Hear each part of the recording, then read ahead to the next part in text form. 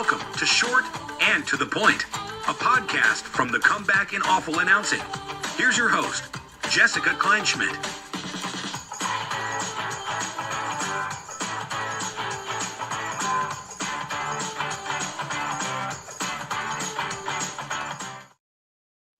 Hi, everyone. Welcome back to another episode of Short and to the Point on Awful Announcing and the Comeback. Jessica Kleinschmidt here. Really fun episode coming up. We're getting back into the baseball realm. We just finished finished a series against the Mariners. Wasn't great. Wasn't the best outing for the guys, but in Mariners form, we have my guest today, Rowland-Smith, a former MLB pitcher. Now he does broadcast work, media. He hosts a podcast, The Top Step. Really interesting stuff. It was really fun researching this episode because when you meet somebody and they're a former athlete, especially in baseball, and they're doing the broadcasting side, the media side, you're always curious to see how that transition came to fruition. So we talked about that. There's a huge uptick in pitcher injuries in Major League Baseball. So I picked his brain about that as well. And obviously when it comes to a career in Major League Baseball, especially as a pitcher, I'm curious with the free agency aspect and getting dealt with and having to deal with all those transactions, whether it's free agency, Rule 5 pick. Rule 5 is always interesting to me. So he was a Rule 5 guy. So we go into depth about that and some little A's morsels for you to eat up as well. So without further ado, here is my chat with Rowland-Smith. Well, Ryan's here. I feel like we've already had a podcast before recording this. This is super exciting to kind of keep the conversation going. Thanks for stopping by. I appreciate it. No worries. I do have to ask too. I'm like, hey, we pressing record right now? Because I know. Again, not that it's, off the record or anything like that, but at the same time, there's always some good stuff. Like it always happens, and you're like, oh man, I just wish I pressed record, but it's all good. We can rehash it out.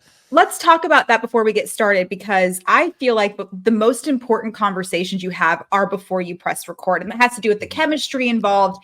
Did you notice that when you were transitioning in from being a player? Because I feel like some of the best conversations you have are just random stuff in the locker room. Media's not there. You're just shooting the shit with the guys. That stuff's important. Yeah, it is. And what I found, two things on that. Number one, like I say this all the time, like when I first got to the major leagues, that was 2007. And that was like towards the end of the era of like, the media is the enemy and like, I don't know if we can swear on this show or not, but I just said shit. Okay, well, like, fuck the media, you know what I mean? That's how it was. I was like, oh, whoa, okay, they're bad guys. That's kind of how it was.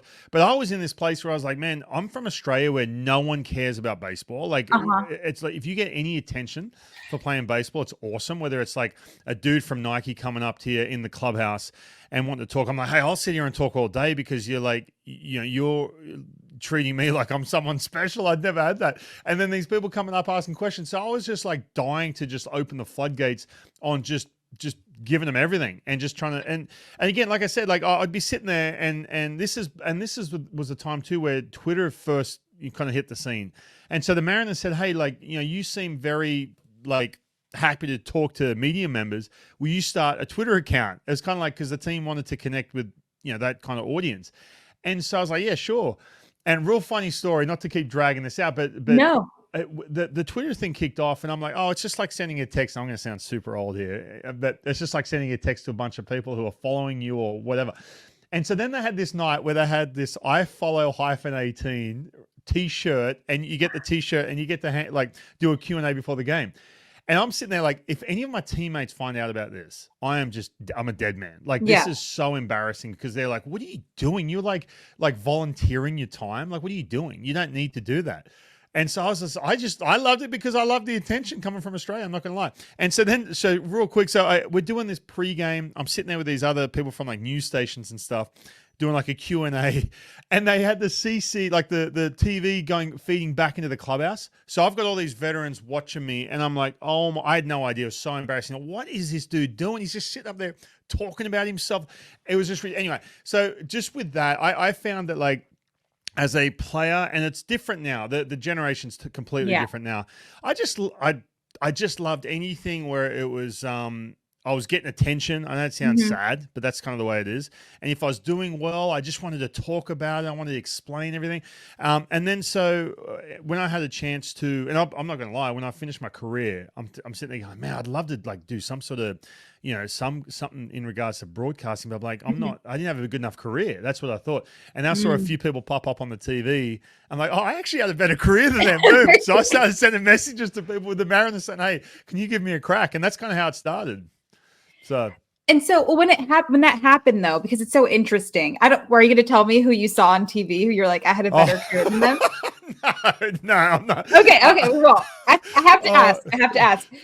And it's interesting because I feel like, when it comes to a former player themselves, you're already pretty much there. So you kind of had a leg up on everybody. You were embracing social media, which is now a big part of the news. Was that easier for you because you were the Twitter guy, and then you get to kind of transfer into this whole world? What was that like? Were you kind of surprised when you got in front of the camera and how you reacted and everything like that? Yeah, I mean, I was super nervous, and Jess, I'm sure you've dealt with this too, where like the first time you ever get to a stage where you like the cameras are good and there's more than one camera, or there's lights and it's professionally done. You feel like the whole world's watching. They're probably not, but you just feel like, oh man. And so you just build it up. And I remember just the problem I had right out of the gates, and I've lost it. And sometimes I slip into this, and I'm sure you deal with the same thing. Is you try and sound like a pro's pro. It's the worst thing you can do, meaning I tried to sound very official and very serious and all this. And Eric Burns, as a matter of fact, I remember bumping into him and he said, dude, listen, man, you are a dime a dozen in this industry. The only thing you have, because I was really self-conscious, and I'm not going to lie, I was really self-conscious about having an Aussie accent. Now I'm like, who's going to take me serious? If I'm on a radio and I'm like, I'm not that big of a name. I'm not Ken Griffey. People don't know who I am. So they're going to hear some Australian dude talking baseball. That was in my head. That was early on. And Eric Burns was like, dude, no. You have to lean into that Australian accent as much as you can and stop trying to, because I sent him some video, some clips. And he goes, because Mike Blowers is the color guy. He goes, stop trying to sound like Mike Blowers. Just sound like yourself. And I remember Rick Riz, who does the radio side, he's like, hey man, just be yourself. He kept trying to nicely tell me that. And then I started just cracking jokes, and I started just ripping my career and like being more self-deprecating. Right. And that's when I just started enjoying. I knew I sounded better, and that's kind of how. That's what really helped me. Just leaning into, you know what, I did have this career where I was a good starting pitcher for a stretch. Then I sucked. Then I got DFA, and then no one wanted me, and yada yada. And so there's so many players who have been through that. In their career, and I call it the 80% or 85%. I think I came up with. I was trying to come up with some of players in the big leagues. They're all the same. They all go through it. You're with the Oakland A's right now. You have some players there. They're all the same in that same category. And so I tried to lean into that, and that's what helped. Man, if you're listening and you want to get into this stuff, if you're trying to sound like everyone else, man, it's a huge mistake. Don't do it. My mother once, because she would watch me on TV, she was like, that sounded like you, but it didn't sound like you. And you can't like mess up when you're giving like an AJ Puck injury report. You can't mess that up. Right. But I remember we were talking about something relaxed, and she was like, who the fuck was that? And I was like, you're right. And then I changed. I tried to be like Barbara Walters or Oprah or something. I'm like, I'm talking about baseball. What am I doing? So I'm right there with you. And you're in a situation too, because you're a female. I mean that goes without saying. And I'm not. I'm not saying because I've got an Australian accent, we're in the same category. You have other challenges too. But totally, if you get caught up in you mentioned like giving an injury report or something, but if you get caught up in this situation where like you are trying to sound like Barbara Walters, man, like. Too many people A are trying to do that, and B it's not you. People just have that subconscious feeling where that they're watching you and they don't quite trust what you're saying, and then you're going to cop it for sure. Well, then how did you react? Because I struggled with this when I didn't have like a play-by-play guy or somebody with me. I had to talk to an inanimate object with just the camera. Yeah. So I pride myself on being very funny. So if I'm poking a joke and I don't get a reaction to that, I get very insecure. Did you struggle with anything like that when you're talking into a camera? Oh, 100%. Yeah, for sure. Or like even too, and I guarantee you've dealt with this where there is someone sitting there and you've kind of rehearsed in your head this little joke or funny thing or something to create some humor. And because it's not their fault, but they're so focused in on not messing up or whatever they're going to talk Yes. about, there's no reaction. You're like, oh, that went down like a lead balloon. But no, absolutely, I find it too. So with the the show I do on Root Sports, I'm sitting here in my basement as I'm sitting talking to you now, and half the time I'm just talking to a camera, and I'm trying to be all witty and all this. I'm like, God, that just sounds. There's just no reaction. But then if I'm talking to someone like yourself, I can just ease up and just not get so caught up in how I'm sounding or making sure a joke lands because there's no reaction. But it's definitely tough. I did do a good job. I'll give myself credit. And someone brought this up to me. I remember last year, straight out of the gates, there was always some little equipment or something like that. Always just throw me in whenever they could. And they'd go, oh, hey, just jump down on the field and we'll do a quick 40-second thing. And it was never, they're like, oh, okay, yeah, you're going to come on at 3:00. Well, it ends up being, as you know, 3:08, and you're sitting there waiting, and you're like, you don't know if you're on camera or not. And so it's live, right? So like, if it's live, like there's nothing you can do. But or the IFB is just crackly, you can't hear anything, or they're blasting your ear and your ear's just melting from it, or whatever it may be. I remember there was a time in Oakland, I didn't even have my tie. Like my tie was over like this. I just forgot. I was so nervous. Yeah. And I'm sitting there like this, like slumped over on the chair, and I was on. I couldn't hear it. Yeah. I was like, but those things, man, help out so much because, like, if you're trying to, land a joke or whatever, but at the same time too, Jess, I mean, so many kids now, they're all on TikTok and Instagram doing these videos on their own to a camera. I'm like, how do you, like, I'm watching them. I'm actually watching going, wow, this is wild. How many bits of content you're blasting out? Yet they're sitting there. I'm like, man, it's got some skill to it because they're not doing it with a crowd. It's hard. It's really hard. For sure. But how do you balance that out? Because I mean, you're doing different avenues, right? You have the show, which is more of a podcast form and it's laid back, but you still do TV, you do radio, and you do a broadcast. So those are different types of avenues. You do have to be different because of a time frame and like how are you able to balance that out where you have to be concise, you have to be informative, but you also have to be entertaining. How do you kind of balance that out to make sure that you're accurate, but still maintaining everything you maintain? Yeah, I think I always give this advice because I try and talk to, you go to the winter meetings or something and you run into a kid walking around who's trying to get into broadcasting. Yeah. And they're like, oh, no, I really want to do this. I'm like, no, you just do everything. Like, just do everything. And I think they all help each other. So, like, me talking to you right now, I'm going to go co-host radio for 4 hours. And this helps me because it just gives me reps of talking and being clear and being more concise. And look, I'm by far not perfect at all with like delivery and the way I say things or whatever.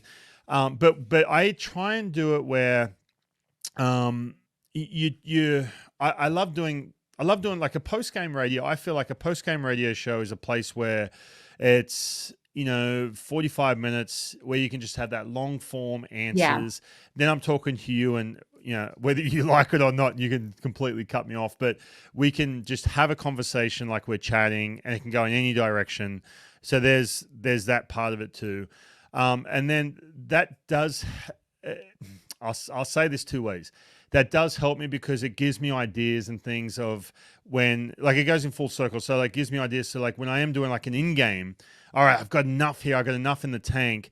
But then my biggest challenge, the thing I struggle with, and everyone tells me this, point A to point B, I have to go in a straight line. I go point A, I go squiggly line all over the place to get to point B. It happens all the time. Maybe I've got, I don't know if it's ADHD or whatever it is, but I write on my note, I just say, get to the point with a little smiley face next to it. I love that. Yeah, I just put that on the top of my paper, like on the thing, like get to the point, because I'm like, and someone gave me this technique too. When you only have time limits, as you know, when you only have like a 40 seconds to do something, or like in between pitches, someone gave me this technique. They're like, if you ask a question, or you got something, okay, that curveball was good because this, and then elaborate, as opposed to trying to go on and on and on to get to a point. If that makes sense, make your point first, and then go from there. So like I do that when it's time constraints. Maybe I should do that all the time. But when it's time constraining, I do that, and that kind of helps me point, and then I can elaborate. If I don't get to it, I don't get to it, whatever. Right. So, yeah. And sometimes it's a defense mechanism. This is just me speaking as a woman who only played baseball until a certain amount. I feel like I have to be like, well, like, this is why I spoke to him, I promise. And so I had to remind myself, like, Well, the reason why they asked you or you're offering that information is because you stand by it. You have evidence, evidentiary support. And sometimes you just want to kind of defend yourself. Like, this is why, because I did the work. And sometimes you're also just very passionate about the subject too. So you just want to get into it. You get all excited. But the biggest like buzzkill is you have, like you mentioned, we get so much information. We talk to people and then their at bat is too quick for us to talk about it. I'm like, come on, man. Yeah. Oh, Nevin, give me something, man. I had a great story about you. I hear, because like two things. Yeah. Like, you've put the work in, you've got this really cool thing, and you've had this really cool conversation with a player, and they've opened up, and you're like, oh, and you're right too. And I think you really want to make your point. So it's like you worry that people at home, if you just make it quickly, they're like, oh yeah, I agree with that, and I thought that too. Well, no. I'm saying this because I've had this kind of in-depth conversation. Yeah. I want to get to all this. I'm the same way.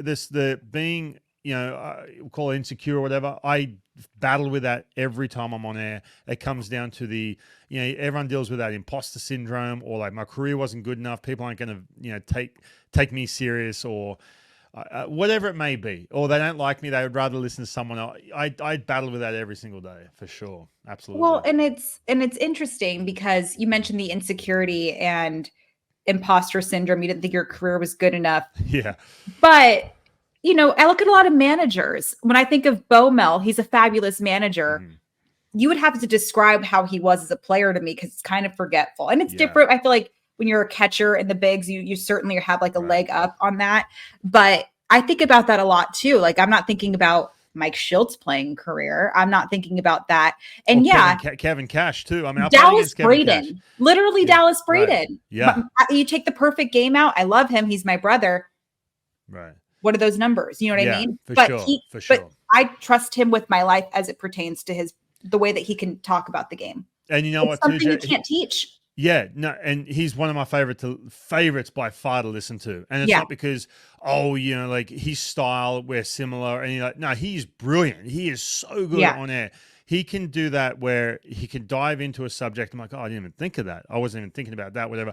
But at the same time, he sounds like he's talking to you like you guys are, as cliche as it sounds, sitting at a bar talking baseball. He's brilliant, and he's always engaged. He always has energy. Doesn't matter if it's fifth, sixth inning, and all of a sudden team's down by 5. You hear guys tail off. Like from put it this way, the color analyst role is really difficult. Mm-hmm. It's a tough one. Being in a booth is difficult because you have to wait and see what happens in the game before you can even dive in. I'll have a whole page of stuff. I'm like, oh, I really want to get to this in case the game goes south, whatever. And I always say, I'm like, oh, if I only get to a couple, I'm like, okay, that's most likely a good thing. If I didn't get to all of this, that's good because the game was good and it was engaging, whatever. But no, Dallas, that's a great point. And I mentioned Kevin Cash too. Like, who remembers his playing career because he's just so established now as a manager? And sometimes, to be honest with you, sometimes like, okay, if I can do a better job as a broadcaster, maybe that washes away anything I did playing-wise. That's true. But it's interesting because you talk about, I'm going to go back to the imposter syndrome, the insecurities. Was that the case through your playing career as well? Did you have those characteristics? Well, we talked a little bit before I came on about Oakland days. I'm not going to call him a legend, but Oakland days, everyone loves him up there. Grant Balfour. Yeah. He's like a brother to me. He's a legend to me, which is what, he's a legend to me. I can't tell you every stage of my career I met him. So I got to the States and I was 18 years old, and I'm not going to go, back, open up the yearbook here, but I'm 18 years old, and it's one of these ones where it's like, okay, my dad just told me, if you outwork everyone, you're going to be fine. So just outwork everyone. Doesn't matter if you throw 86, just outwork everyone. I was like, all right. So I was just like, okay, I'm just going to try and be the last person to leave the weight room and all that crap. But then I got to a stage, I'm like, oh man, like I'm looking around and that's where that bottleneck happens. I'm like, everyone's a stud. I've gotten way better as a professional. And now I've ran into Grant Balfour, and I really looked up to him. He was a few years older than me. I'm like, he's the man. He's already pitched in the big leagues. He's in really good shape. He throws gas. I'm like, oh, that's what I want to be like. And he's just got this presence about him. And so I met him, and he had this effect on me. So I met him when he was with the Twins. I got Major League Rule 5. I was 21 years old. And he drove across the country at like midnight when my flight was diverted to pick me up. I'm like, why am I making this dude travel across the state to come pick me up, I landed in Fort Lauderdale and he was in Fort Myers. And there he was, sleeping in the airport. And I'm like, that's Grant Balfour picking me up. I'm like, what the hell? And I'm like, who am I? I'm just some piece of shit Aussie kid. What's he doing?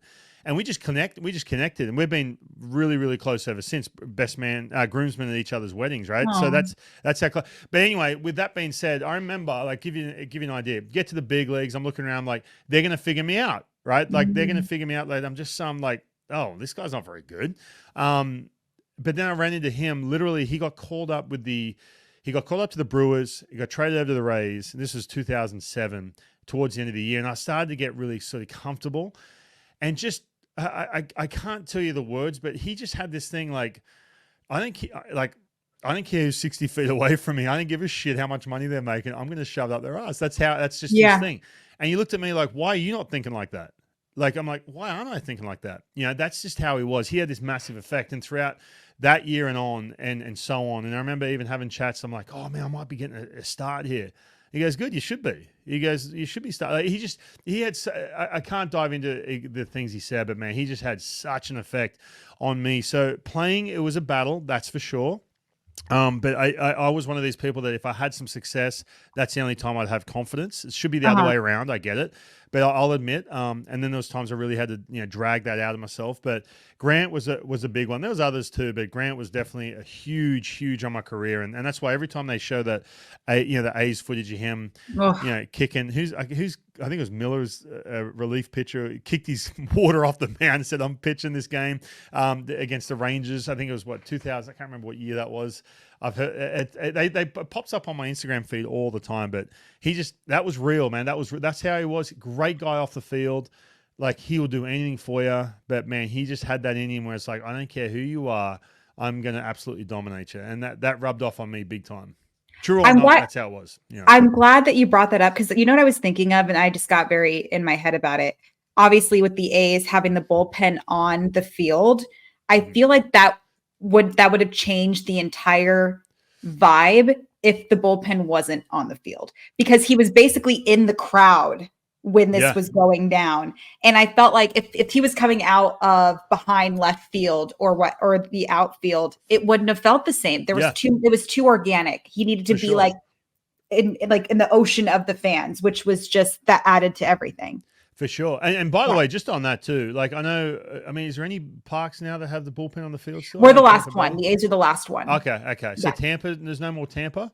I don't think Tampa and Giants just changed too. Yeah. I'm not going to lie. Like, it helped me because I get super nervous when you're out in the bullpen. I needed people just on top of me. Yeah. And the A's was like that, I needed to feel like I was on the field and just like, quick walk over and off I go. That had an effect on players for sure. Right. And you mentioned this like shove it up their ass mentality. So I had this quote from you in an interview where you said, quote, "I wish I had that fist fight caveman mentality later in my time with the Mariners instead of trying to reinvent the wheel." Elaborate on that for me. Yeah. So that was 2010. Oh man. So I go to spring training, and it's I can't stand when I talk to guys my age. I see them all the time. We talk all the time, and some of them say, "Oh yeah, if I had all this access to these analytics, man, I'd still be pitching, or I'd be throwing 100 or whatever." Maybe, right? Maybe. But so I'm just prefacing this. Go to spring training 2010. And this is a point where I'm coming off a good year in 2009 with the Mariners. I'm in the rotation, and it's all like, oh yeah, like everyone's like, kissing my ass a little bit and too much. And I do so much better when I have to fight for a spot, right? Right. Because my whole career I did that. That's what you did, yeah. Yeah. Even in 2009, I'm coming off a good year in 2008, and they still said, oh hey, we're new coaching staff, we're trying to figure out the rotation. I'm like, all right. Let's go. Like, 2010, they're like, oh, yeah, you're awesome. Like, the off season was brutal or whatever. So I start that year, and my pitching coach said, hey, we want you to throw a cut fastball. We just got Cliff Lee in a trade. He had a filthy cutter, right? And so they wanted me to be just like him. We're completely different personalities. I'm like, the dude, he's awesome. And I wish I was like him, but I'm not. And they wanted me to hang out with him and all this. And they wanted me to, like, kind of essentially to pitch like him, right?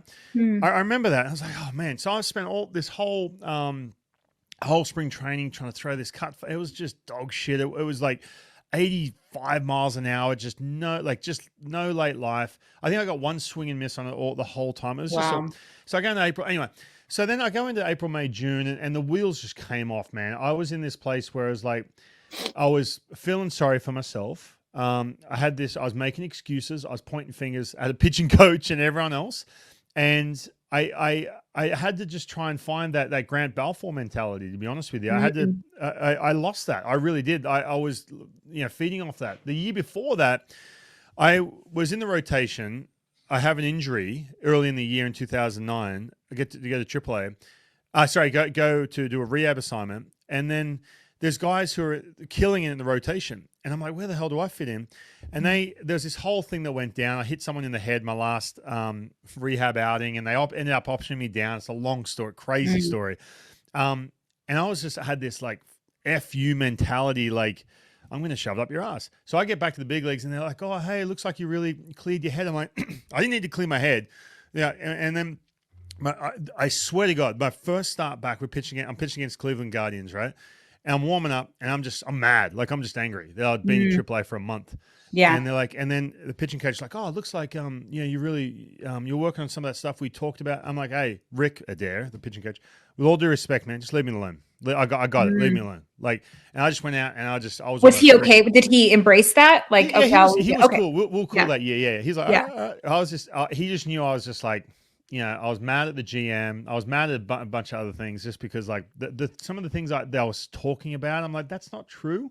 And I was like, all right, here we go. And then I just went for it. And then I lost that in 2010. And I needed just to get back to that, like, that fighting mentality. I just lost it. And I kept feeling sorry for myself. I was like really taking for granted that I'm a major league player. I went from this kid who's like, oh my God, holy shit, I'm in the big leagues. Don't lose this to like, oh, this sucks. This blah, blah, blah. Like, everything was just, it was a wet noodle. I was a wet noodle, and I just had to get out of my head.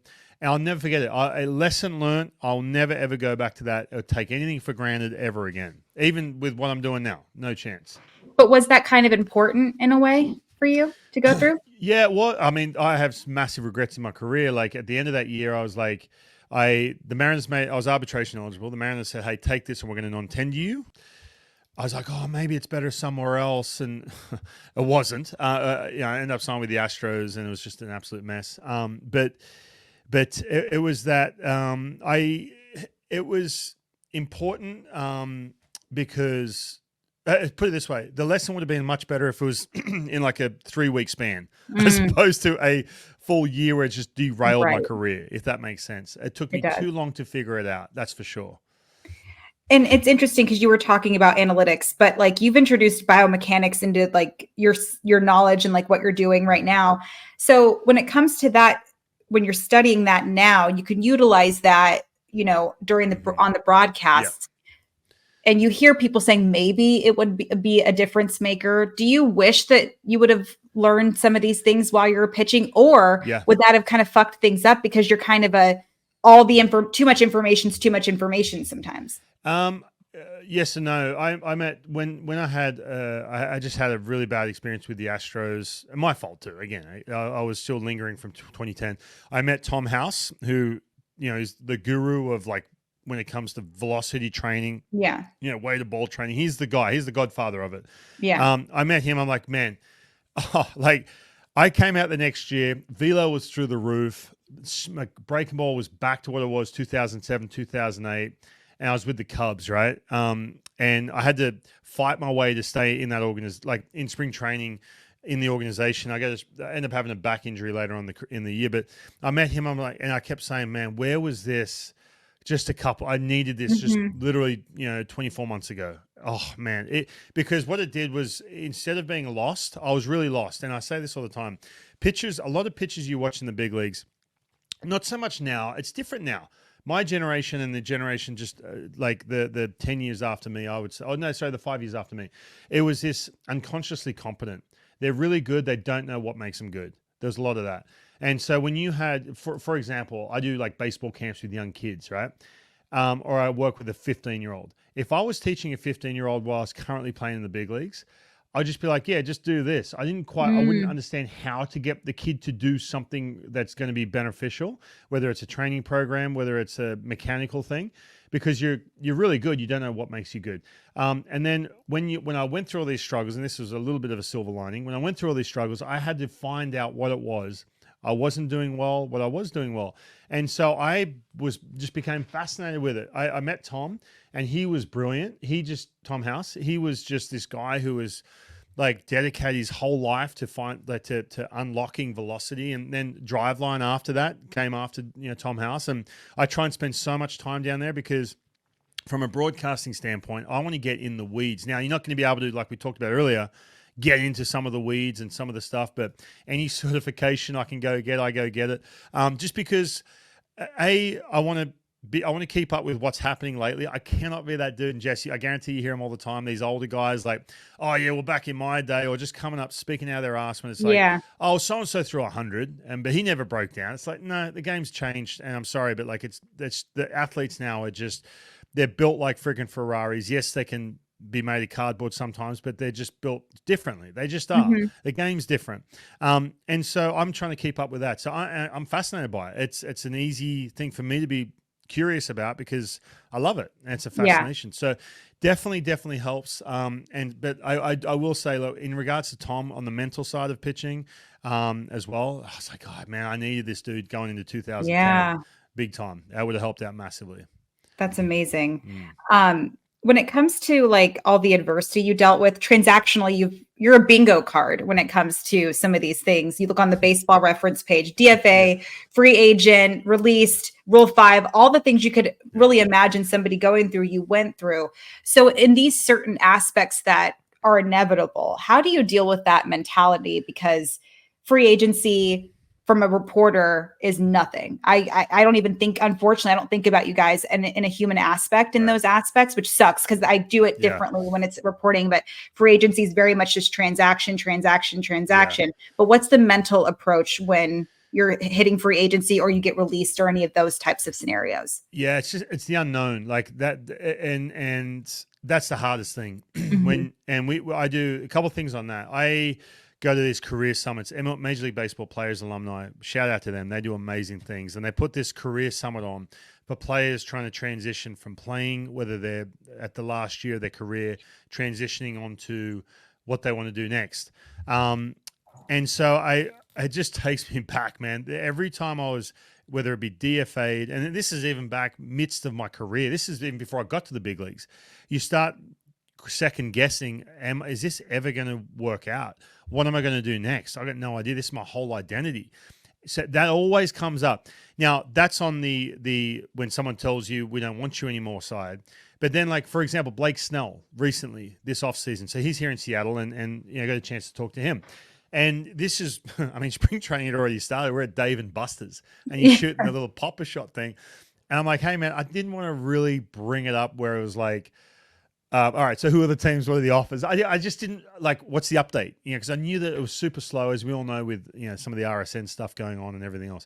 So I didn't, and he gave me a couple teams, and he's like, it's hard. He just basically said it's hard to train every day when you don't even know when you're going to be off, where you're going to go. And so I'll be honest with you, when he went to the Giants and he's like, yeah, I'm going to be ready in 2 weeks. I'm like, really? Like, you're going to be playing a game in 2 weeks? Like, because what have you done in the last couple of weeks? Because it's so hard. And then, like we talked about Balfour. I remember, situation with him with, I don't know if you remember, but the Orioles were about to sign him to a deal after his time with the A's. And they did a physical and they said no. And then all of a sudden, from a reporter side, Buster only came out and said, yeah, the Orioles are making this offer. And then they came out and said, nope, the physical didn't pass it. Well, he had no leverage. Oh. So he's in this no man's land. So from a perception standpoint, he's sitting there. And I remember he was like, I had to turn my phone down. I was on a plane. He calls me. And how he gets before he's about to pitch. The whole plane could hear through. I didn't have my speaker on. That's how he was so angry. They thought it was the pilot talking over the turning my phone down. He was so angry because what happened was he's a free agent coming off, good year. the Orioles have been really like stingy in regards to their physicals. Like something had happened a couple of years prior to that where the doctor just wasn't signing off on anything. And he goes, oh, no, he can't pitch. So he's gone to Baltimore, about to do the press conference, everything. And they're like, oh, we can't do this offer. Buster Olney finds out about it. It's news. So he's sitting, and I'm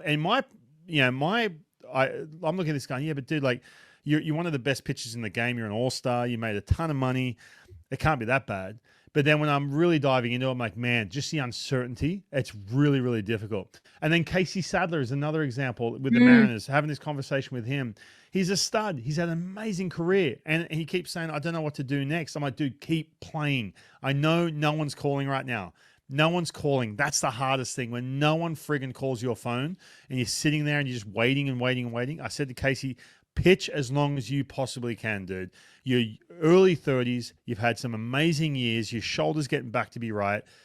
Someone's going to call you. I mean, it's so difficult, man. And then on top of that, layer on the fact that if you've got a family, kids are getting into school age and stuff like that, it's brutal, man. It's really hard. Fortunately, I didn't have a family while I was playing. I had a family after. But some of these guys, I don't know how they do it. It's hard. For sure. Yeah, and so you're allowed to be selfish in those situations, right? Yeah. And I'm glad you mentioned it because Dan Straley just got signed, and he's a friend of not just mine, but of the podcast, and he didn't want to give up. And I love him as like a human being and a friend. Yeah. And there were times where I was like, "You're really just going to keep doing it?" And as a person who genuinely wants the best for him, he's like, "Jess, I'm going to do it." I'm like, "All right, okay." Good like, and he did, and he got a minor league deal. Good for him. I mean, hey, that's another regret. I wish I kept playing. When I gave up, the phone didn't ring too much. I got sick of it. Look, what was the time frame? How long did you give that, though? Well, what happened? It was kind of weird with me. I had a meniscus tear. I got that surgically repaired. We had the World Baseball Classic 2017. I really wanted to pitch in that, and I was coming back from my meniscus. I didn't tell the. Hopefully he's not listening. But the manager of the Aussie team's like, hey, are you going to pitch in these qualifiers? Like 100%. These in Sydney. I'm like, absolutely. I'm still playing. And he's like, okay, sweet. And he goes, any injuries? I'm walking literally in crutches. This is like a couple of weeks after I had surgery. I didn't know how I was going to. I said, nope, I'm all good. I just didn't want any. You heard like the clicking in the background. You're like, yeah, good. Yeah. I'm good. Oh, yeah. And then I'm like, oh, man, I don't know. What's the recovery time? So I'm sitting there going, oh, man, I hope I'm okay. And I've got this, like, my knees strapped up. I'm not trying to be a hero here, but I'm like, I don't care. Like, my arm feels amazing right before I pop my meniscus, right? Arm feels amazing. I'm throwing gas. I went down to Winnable, and I tore my meniscus while I was down there in Winnable in the Dominican Republic. I was throwing a split, the whole bit, right? And then, sure enough, I get my knees repaired.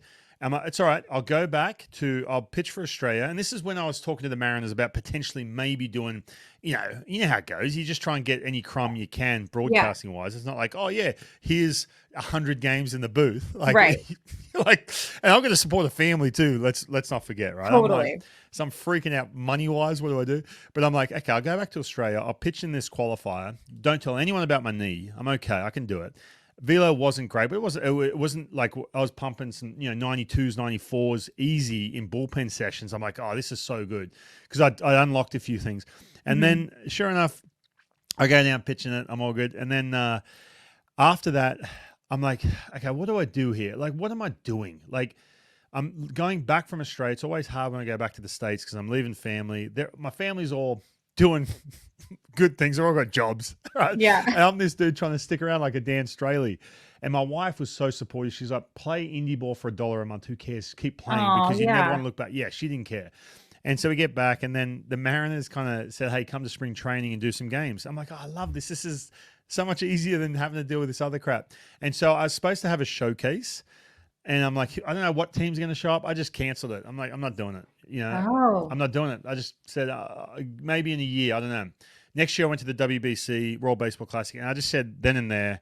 I sit next to Travis Blackley, actually, a former. Oh yeah, another A's legend in my mind. Yes, right. Yeah. Well, I'm sitting next to Trav, and it was funny because we both came to the Mariners at the same time, and here we are. I knew I was done, and his locker is next to mine, just like we were in Peoria in rookie ball. And I said to him, man, I'm done. I'm done after this. This is it. Wow. Pitch, and I just knew it was all over. So yeah, that was it. Wow. And then how long after that did this regret happen? It's easier when you go to a big league ballpark. This is what happens. When you go to a big league ballpark and you're watching guys you played against or guys who are pitching, they're like, oh, I was doing better than him, whatever it may be. That's when it sets in. But then I have to remind myself, hold on a minute. When I take these Aussie kids, I bring Australian kids over and we go to like a minor league game, or we go to like we go to a drive line and there's dudes on the bench there like rehabbing, or there's a dude walking around with it. I'm like, that's what the reality is. If I got back into this, like if I was still playing, I would have to fight my way out of AAA, maybe whatever. I'm not saying now, I'm saying call it 5 years ago.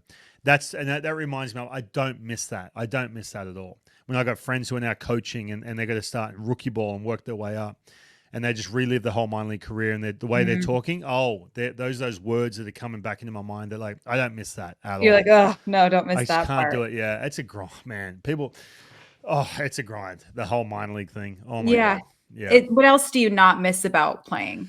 I don't miss the phone not ringing, the uncertainty, waking up in the middle of the off season. And I used to look, MLB trade rumors was the one I would click on, and just so-and-so signs minor league deal with an invite. I'm like, what? Yeah. We contacted that team and they just brushed me off. I don't miss that. That was so stressful, man. Like just watching all these dudes signing with these teams, whether they do well or not. I'm like, just give me an invite. Just give me something. Yeah. I don't miss the phone not ringing. That's for sure. That was the hardest thing. It reminds me when I got DFA'd by the Astros. Balfour's calling David Forrest and bugging him. I didn't know this at the time. I just thought, probably text him and said, hey, man, Ryan just is on waivers. And then I go to the A's. I had these Aussie kids. We go on the field, and David actually spoke to some of our kids. He goes, hey, by the way, like, I just want to let you know that Grant would not – he kept ringing me over and over and over the day you got. I was like, really? So I don't – so I was like, oh, that's how awesome Balfour is. But I don't miss those days where you get DFA'd and you get some agent. I had 6 different agents, and you're doing well and they love you, and then you're not doing well, and it's like, oh man, hey, like you're just trying to just somehow stimulate them to pick up the phone and work for you when you were just not making them any money. Nothing. I get it. I understand the business. So I don't miss those days. Not to get into a depressing conversation. No, I could imagine. I deal with that when I see somebody taking my job too. I'm like, well, I thought I was supposed to have that job. I totally understand. I didn't know you were a Rule 5 guy. Yes. What was that experience like? Because I'm geeking out about it. Like I've had Mark Hanna on the team. I've had Ryan Notice. There's like diamonds in the rough, but I don't really know what the actual experience is like. It's pretty funny. I feel like I'm just ripping myself to pieces here, but so this is again 2005. This was coming out of 2004, so 2005. So I go to the Olympics, right, on the Aussie team, and this is where the Twins, Terry Ryan, said, "Oh, hey, we watched you you're pitching against Cuba." We're like, man, let's track this kid. I came back to the States, and they tracked me, and they said, if he's not on the roster, we're going to pick him up on a Rule 5. I had no idea until years later, by the way. What happened was, I'm sure it's way different now with social media and the way they treat. You mentioned Mark, Canner and everything. And so it's way different now, but we're going back in the day. So I'm in Australia, and anytime my phone, my crappy little Nokia, whatever it was, 5110 would ring, and it was from like an unknown number. I'm like, oh, it's the States. Maybe it's probably the Mariners checking in. So hey, making sure you got your visa, or hey, can you come to early camp 2 weeks, or whatever the hell, whatever it is. And again, I'm a suspect at this point. I'm a little bit of a prospect, maybe. I got a chance at this point. Mm-hmm. So my phone rings, and it's the assistant GM, and he calls me, and he goes, "Hey, what's up? How you doing? Just want to say welcome, blah, blah, blah." I'm like, sorry, who are you?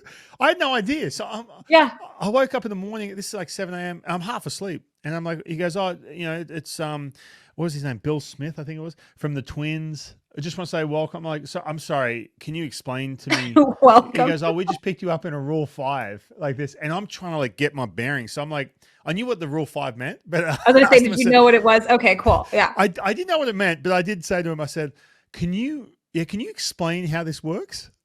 Because And the reason I said that is just because I wanted to make sure like I was hearing everything correctly. And he goes, well, basically the way it works is this. And he goes into like this, like, you know, like finger puppets. He's explained to a kindergarten class. And I'm like, oh my God, this is embarrassing. So the first impression, he's probably like, who is this friggin' kid lives in the outback throwing, you know, like it was so embarrassing. And then speaking of agents, one of my ex-agents, I call him, hey man, I just got a call from the Twins. And he's on the golf course. And he's like, yeah, his name's Randy Rowley, this dude. Oh God, just, anyway, I'll throw him under the bus. I don't care. Okay. And he didn't give a Garrett Anderson had just signed a massive deal with the Angels, so he was like loving that. Yeah. And so he goes, oh yeah, you got Rule 5. So basically, the Mariners didn't put you on their major league roster. And I'm like, oh, thanks. And so you're available for Rule 5. You have to make the team. If you don't make the team, the major league team, they just send you back. Like while he's hitting the golf ball, basically. I'm like, all right, I got to go. Like, I'm like, sorry to interrupt your golf game. Like it was so casual for him to give you details about your possible future. Right. Yeah. I'm like, sorry to interrupt your golf game, mate, but like, this is wild. I go to the internet cafe. No, I go on the computer. I go on the twins.com, like, and there I am on the front page. I'm like, oh my God, I'm Roland-Smith Rule 5. And here's the deal too, Jess, was because they had Johan Santana a couple of years ago, picked up as a Rule 5 pick, going to win his Cy Young. So the bar was raised, man.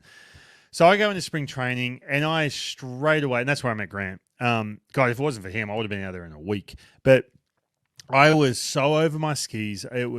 I felt like, I swear to God, I felt like a Make-A-Wish kid in spring training. That's what I felt like. I swear to God. Where it was a situation where... Like they were doing you a favor by being like, oh, there. Hey, welcome, buddy. Is this cool? Like, this is Major Look League at camp. this precious angel. Welcome. Look at this really cool jersey you're getting. Like, that's what... have you met Toriano? There he is. He's right over there. Like, that's what it felt like. I'm like, oh, my God. Like, I pitched, I threw like an inning to the Red Sox scoreless or something, pitched pretty well. And I come in, the pitching coach like clap, like, good job, buddy. Wow. Like this, that's what it felt like. I'm like, I've got no friggin' chance. What am I doing? Oh my gosh. So they hung around for long enough. Writing's on the wall. I was just on every bus trip across the country to go back up these games. And they'll go back to spring training to the Mariners. And Bill Bavasi says, oh, hey, by the way, Rule 5 picks, usually when they get sent back, they never get to the big leagues. You know that, right? I swear to God, he said that to me.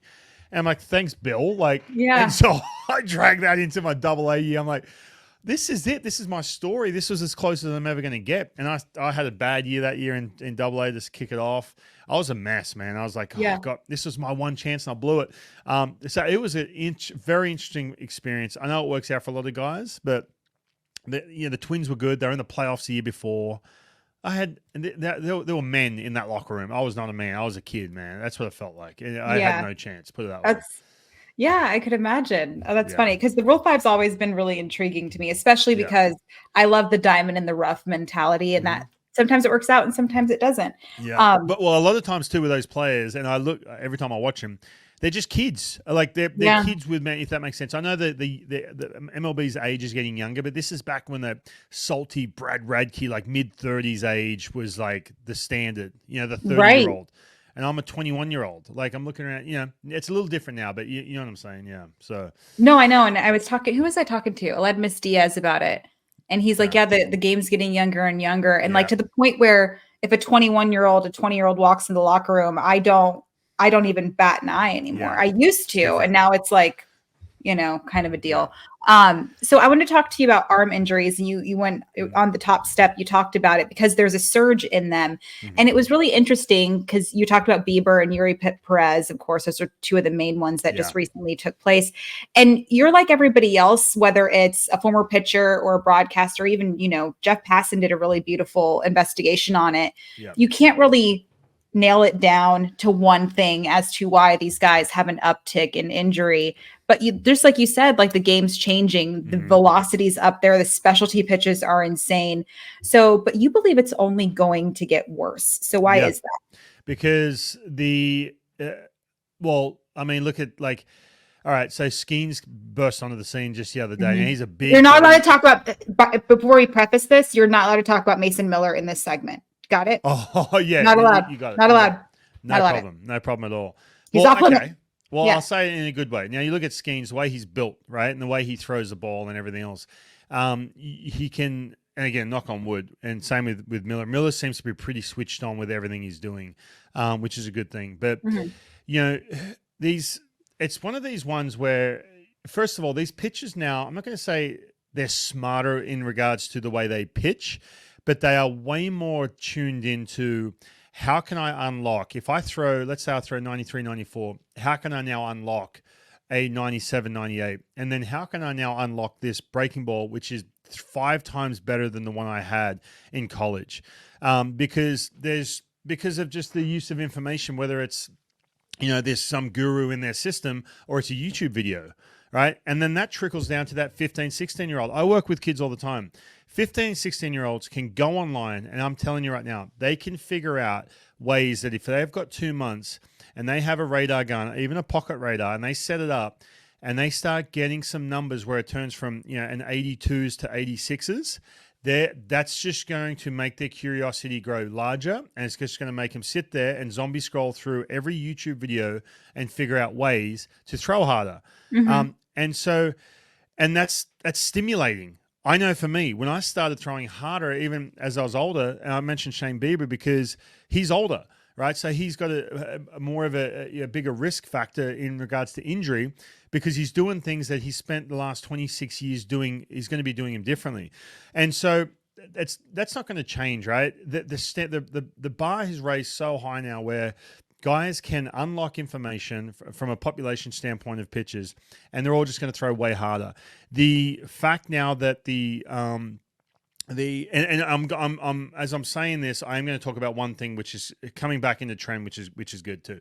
But the fact that pitchers now can go shorter outings, like managers when they had that opener craze a couple of years ago, and now like the Boston Red Sox, innings per start, and they're having success because they're just throwing nothing but like a pie, like a basically, you know, their pie chart of pitch usage is completely even. They're throwing the same amount of breaking balls as they do as a fastball. When you throw a breaking ball, it puts way more stress on you because it is not a natural way to get an object from point A to point B. Yeah. If you're throwing a spear back in the day, you want to just, your body naturally gets to a position where it uses the ground force to throw a ball. So when you throw a fastball, it's a primal instinct to your body says, all right, this is how I naturally want to move through space to throw a ball as hard as I can. You throw a breaking ball, you have to manipulate. The minute you manipulate, you put more stress on your body. Therefore, the more you manipulate, you know, obviously some of these guys throw 55, 60% breaking balls now. Man, the stress factor, and you're trying to throw that thing max effort because everyone talks about, okay, breaking ball, more movement's better. It's not, more velocity is better now. The harder breaking balls are better. Everyone knows that. So now all of a sudden you're throwing that thing max effort. You know, I spoke to Bryce Miller just the other day on my show, and he said, man, he goes like, I started to fade because I was throwing certain pitches at max effort.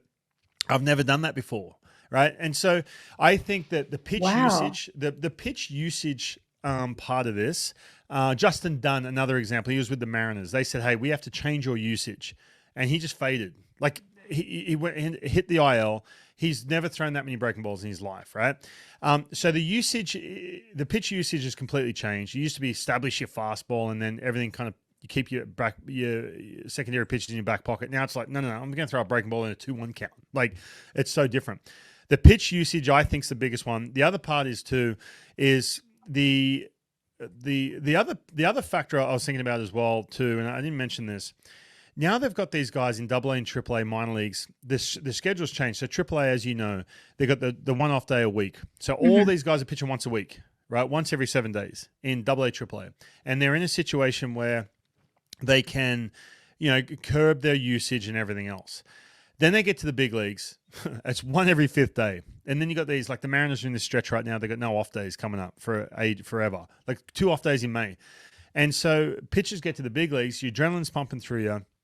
You're Shane Bieber even, and you're trying to get back to that level. You're trying to, you know, get back to what the kids are doing these days. You're also trying to get on the same level as the other guys that are up there too. That's what I'm saying. Yeah. That's what I'm saying. So okay, yeah. Yeah, that's so.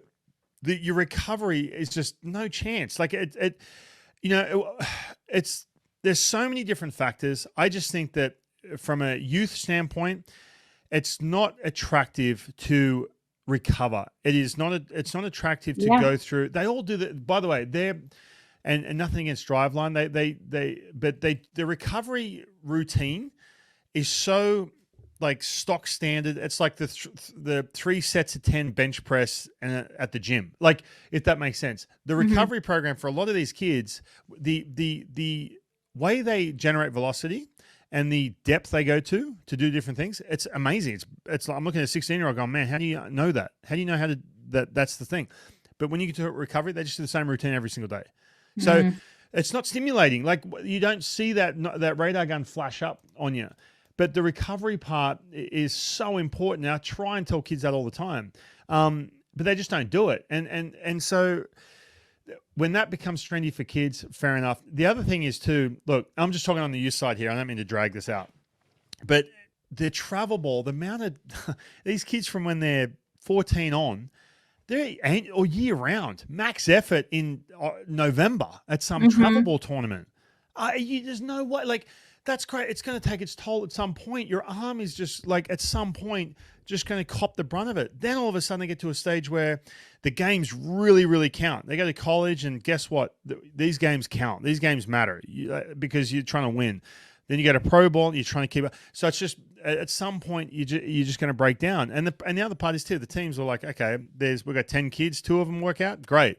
And that's business. That's how it works. Because if I'm in AA and a team tells me, look, you have a really high chance of breaking down here, but we're going to unlock this breaking ball. And I'm not talking about just throwing hard. I'm talking about breaking ball, usage and everything. You start throwing this sweeper and you throw it 60% of the time, Ryan, there's a really good chance it's going to start hurting. But you're going to do this, you got a chance to get into the big leagues. I don't care. I'm doing it. Like, are you kidding? Yeah. That's just the way it goes. There's so many different factors too, Jess. The other thing is the arm path. When you watch guys now, they've got this short, quick, efficient arm path. They throw way harder. There's way more spin on the ball because they're accelerating through release differently. There's way more pronation when they're throwing pitches, like whether it be changeup or a sinker and everything else. But when you do that, when you manipulate your arm path, your timing's off at release, and when all that ground force gets up to your arm. So there's so many different little factors. I think that the number one step, if you would do, the reason it's not going to get worse is because travel ball exists. I'm telling you right now. Yeah. So all these 15, 16-year-olds who are going to be future big leaguers, it's just going to be Tommy John City. Like, same as it is now, but it's just surging. It's just too much money. That you combine the fact that kids now know how to unlock from a YouTube video all this velocity training, which is great. Go throw 100. I'm all for it. You're not going to. They all know how to do that now. They have access to it. They're playing travel ball year round. Once they get to a stage that you got 1,000 kids pitching, a lot more of them are going to cop the TJ or any of that. Plus, they're going to be asked to throw breaking balls at 60% of the time as well. Puts more stress. So many things. I don't mean to keep banging on, but no, I think this is important. But on that note, though, like with the velocity going up, and obviously we're obsessed with numbers because this is a sport that's defined by them.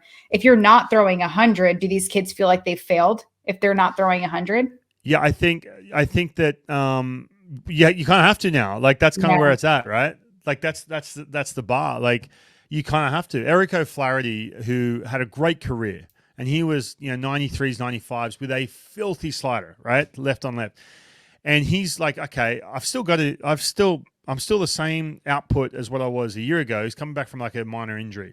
And he's like, he goes, has a workout, and he says, they're like, oh, hey, if you can show us some 96s, we're good. He's like, are you kidding? Like, we're not going to go off. Have you seen my numbers the last couple of years of my career? Like, you see what lefties do against me? Like, now you just care about me throwing a little harder. But that's kind of the standard now. It's just crazy. So what about your thoughts on the pitch clock? Do you and there's not enough data really to back it up. Do you think that that's adding to injury? Because that can go either way. Yeah, I think. To sit and say, hey, this is what's irresponsible. When you mentioned the data side of that, it's irresponsible for people to say, oh yeah, well, look at the pitch clock. Now the pitch clock's in, and that's why. No, they want something to blame, basically. Yeah, I think that's I think your heart rate's up a little higher. That's for sure. You don't get the same, because a really good thing I did with Tom House, we used to do to get me ready for spring training as a starting pitcher. We used to have this whole system. And a lot of it had to do with heart rate management, right? Like, we're in between pitches and then in between innings. We used to do this whole thing. So your heart rate's definitely different. I think until they really monitor blood flow and heart rate, with a pitch clock, and they get some data on that. I think they could do that. Just strap a heart rate monitor on dudes in spring training. And it's hard because I don't know if they have that data from before they had a pitch clock. If they had a scenario where they could do that, then they could sort of correlate, all right, if your heart rate's a little high and you're trying to go max effort over and over and over, there's definitely some correlation. Do I think it's the biggest thing? No. I think some of the things we talked about, a couple minutes ago are the bigger factors. But definitely, I think the pitch clock plays into it. I'd love to see them do some sort of, pitch clock testing if they could, essentially in spring training at the highest level. Guys who are pitching, whether it's AA, AAA even, you know what? Do something where you can test heart rate monetization when it comes to monitoring, excuse me. When it comes to guys with a pitch clock without, and see what kind of stress it puts on their arm. Yeah, no, that's very fascinating to me. And it's interesting how early it starts off with these kids. I want to talk about weird injuries, and you've had one before. It had to do with your steering wheel. And but I've talked to guys about injury and some of the things, what caused them are on and off the record. So in your case, you kind of lied to the media about what happened. So tell me about this injury and then how you played it off. Well, yeah. So what happened was, and there's a couple reasons. When I hurt my elbow, no surgery. But I had, by the way, no shoulder or elbow surgery. I'm very fortunate in that regard, but maybe I just didn't throw hard enough. It was 2009, beginning of 2009. I had my first start, and then pitching coach wants me the very next day to go work on something. It was against the A's, actually. And we go out, I'm like, oh, dude, I'm kind of tired. I'm sore. I just come off the first start of the year. We go out and we start trying this little thing with my hands, this little variation with my hands. And I'm like, I'm really feeling it, right? The next day I go and pitch. The next day I go and throw. My arm does not feel right. There's something up. And a couple things. One, I didn't want to, first of all, say that I was throwing a bullpen the very next day. That's really bad because then they're going to be like, why are they making him throw a bullpen the next day? Because we did it early, by the way, before anyone rolled into the stadium at Oakland, second game of the year. Second game of their homestand to start the year. And there's a reason for that because it'd be, why the hell is he throwing off the mound the day after? And then after that, we get home, we get off the plane, get home. I'm driving, turn the steering wheel kind of hard, turn my wrist, and boom! All of a sudden, my elbow just flared up. It just got really, and I just didn't want to. I didn't want to. I just said that I kept everything under wraps. I wasn't lying so much to anyone. I just didn't want to throw anyone under the bus in regards to the throwing a bullpen the next day. Okay. I didn't want to make excuses in regards to. I didn't have a bad start, but and the other thing is too, I was in denial too. My elbow was swollen. I had to get drained all this fluid out of there. It was brutal. It was so locked up that I couldn't bend my elbow at all. It was locked. And I was like, what the hell?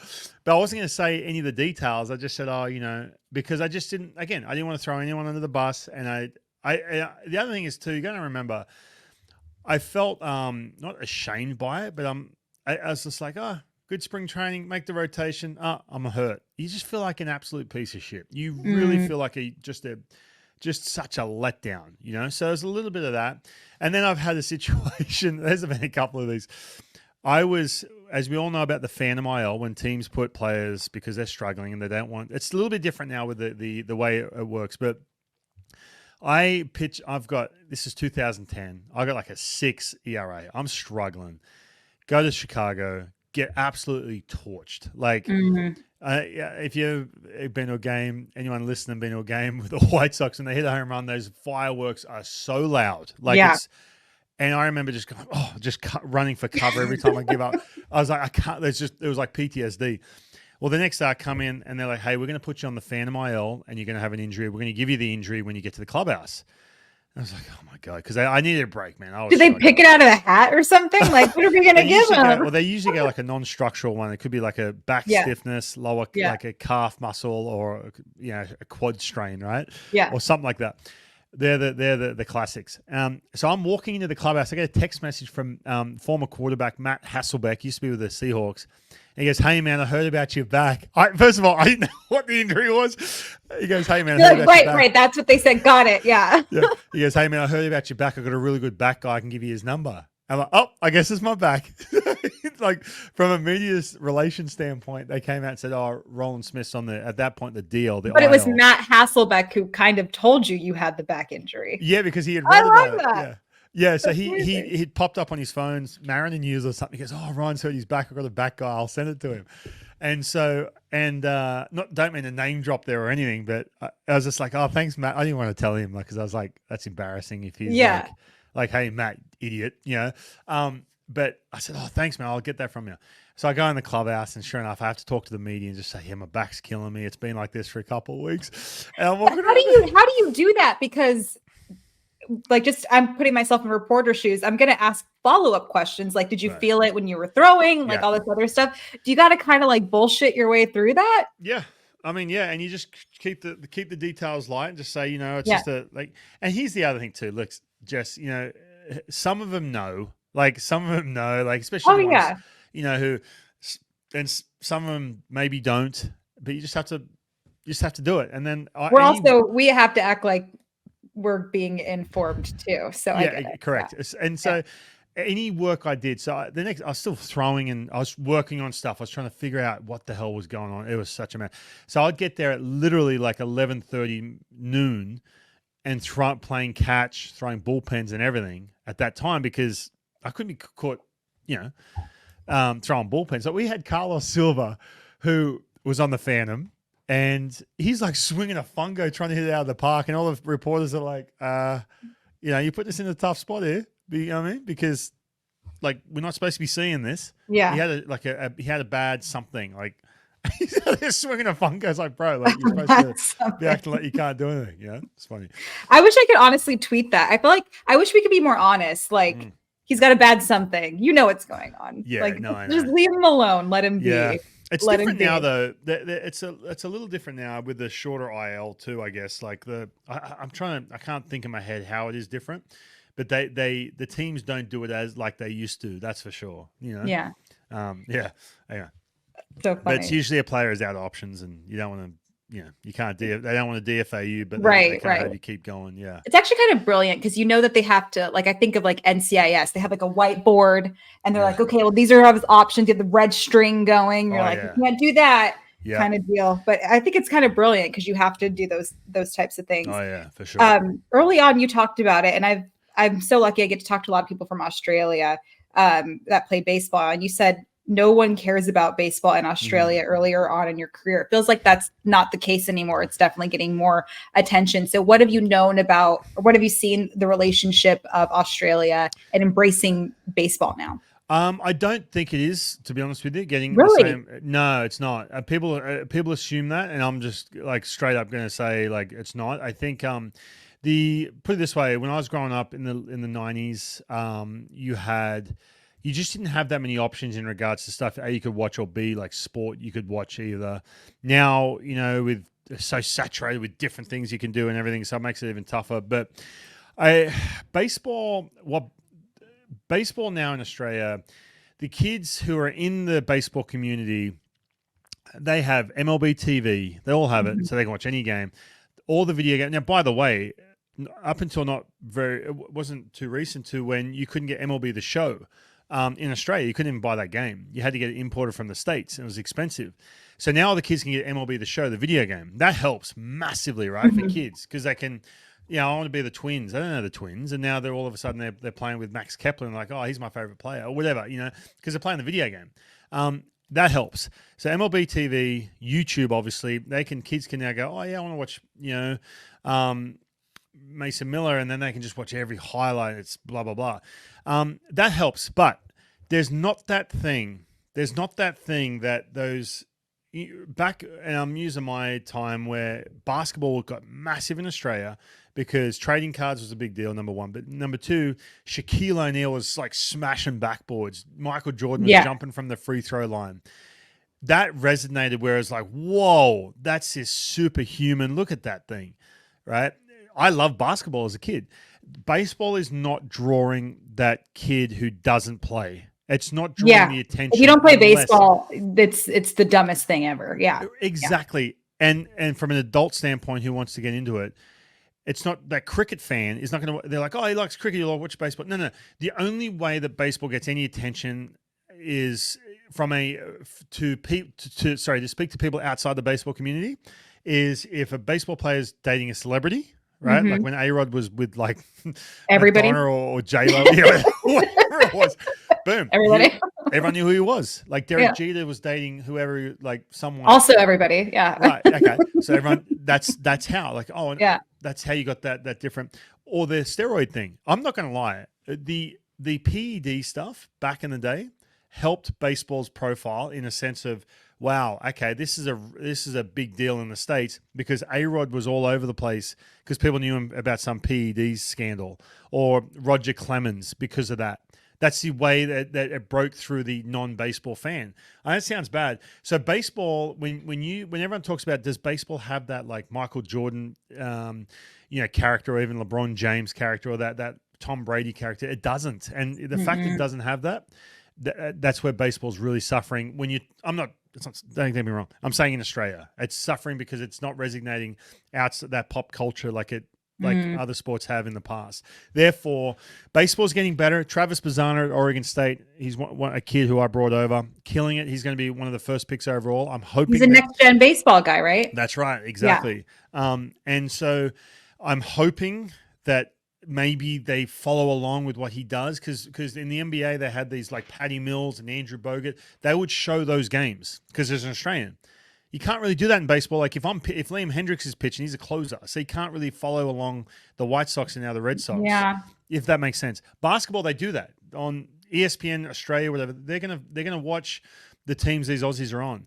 So I'm hoping that if you have an everyday player, Curtis Mead or Travis Bazzana, hopefully let's just pull all the Tampa games. Let's pull all because there's an Australian. That'll help with kids, and hopefully, who knows? But yeah.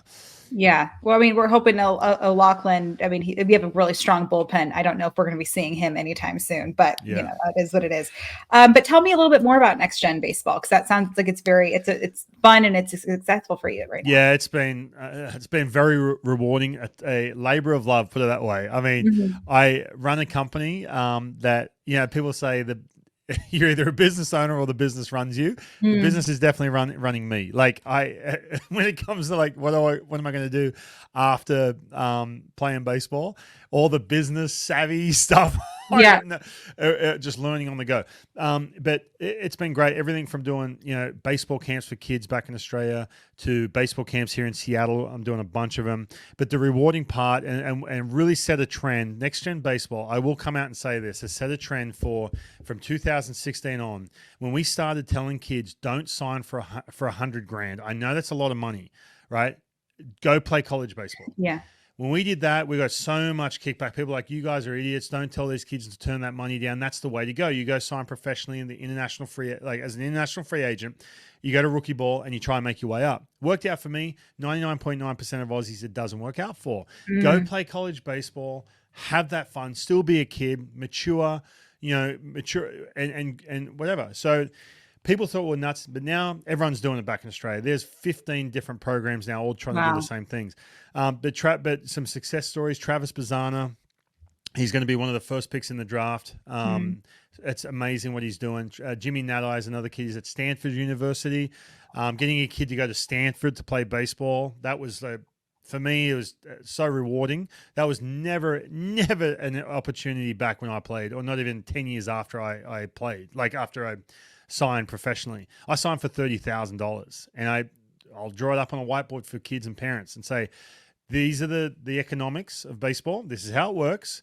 This is what I think you should do. And I'm not. And then Josh Gessner, another kid, signed for $850,000. The reason he got that is because he had some leverage. He's an NxtGen kid as well. Yeah. So it's been very rewarding. I'm going to announce some other kids who are about to sign to go to college here and commit to go to colleges next couple of days. But it's super rewarding from doing the stuff for the camps. And it gave me something, because I didn't know how this broadcasting stuff would go. It gave me something to go, okay, I can I can support my family with this. Yeah. And it's something where you feel like you're connecting back to the Australian kids as well. So it was a no-brainer for me. Well, and it's when I think of camps with former pros, it's my mind goes to like, this is how you pitch and like this is how you do it. But that's a very valuable resource that you can break stuff down on this whiteboard that you have the shiny amount of money. You could easily say like, oh, we're going to go toward that. And I dealt with that too. Like when you hear a team is interested, that doesn't mean anything. If I didn't talk to a former pro, my brother didn't talk to a former pro, we would have just been like, that's cool. This team is interested. That doesn't mean anything. So you don't know the type of information that you're providing. That's important. Yeah. And I think too, it's hard, man, because in Australia, you're on an island. You really are. And if you've got literally, well, yeah, you are. Yeah, that's true. But you go to these nationals, for example, and you've got someone, and this is back when I played, and it still holds true. You got someone from the Phillies with a polo on, or the P on the polo, come up and shake the parents and go, oh yeah, really interested kid. Here's my business card. You're like, whoa, man, the Philadelphia Phillies. That's the pinnacle. So you're looking at that going, hey, and then they say, hey, we want to offer you 10 grand, and they're going to tell you that it doesn't matter about the money, just go into the system, which is great. Don't get me wrong. But it's still happening to this day, especially with the salary cap on international free agents, and I'm not going to get into that. But just having to sit there with parents and kids and saying, your son is really smart. We can get a degree here, and he can go to this school and look at their track record, look how they develop players, look who goes into the draft in this situation. Now, if that money turns into 500 grand, let's start talking, or 400 grand, let's start talking. But if put it this way, Travis Bazan is about to be a multi-millionaire. The biggest offer he got was $75,000. And everyone's like, dude, why are you not taking that offer?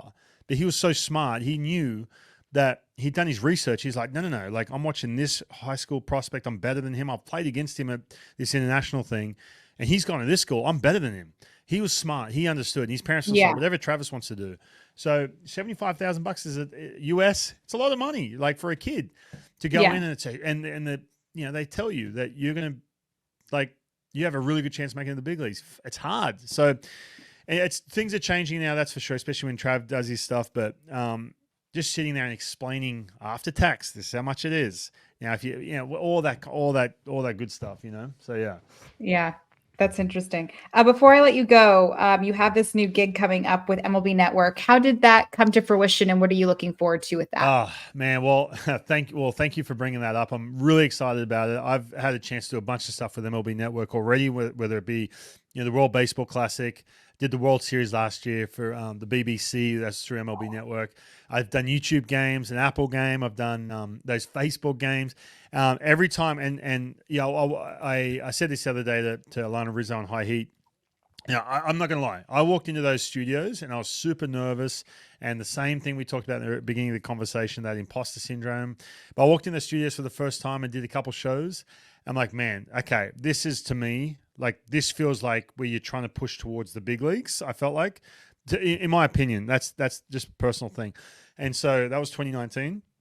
I left there and I just literally bugged Mark Caiafa, and love the guy. He does an amazing job. Him and Chris Pfeiffer, who does the live stuff, like the in-game stuff. And I've just, every time I go in, every time I do something for them, it's an audition. That's how, and if you're talking to a young broadcaster, every time you're on air, someone is watching. Yeah. Anyway, so they kept saying, "Oh, we'd love to bring you in more," and I just kept pushing and pushing. And I say this all the time. The phone. I learned this from my playing career. You have to be proactive. I am not Albert Pujols retiring, Adam Wainwright retiring, and someone's going to offer me a job. That's not how it works. 95% of us is the way it works. It's just, we've talked about it, right? During this conversation. So I bugged him. I was a good teammate. I knew how to treat people. I know how it's a whole team effort. I understood that. They love working with me. I've always done well when I'm on air with them. And finally, winter meetings last year, Caiafa, and he said, "Hey, look, let's try and make this happen this year." And I said, "I'm going to hold you to that." And since that was back in December of last year, I've just bugged him.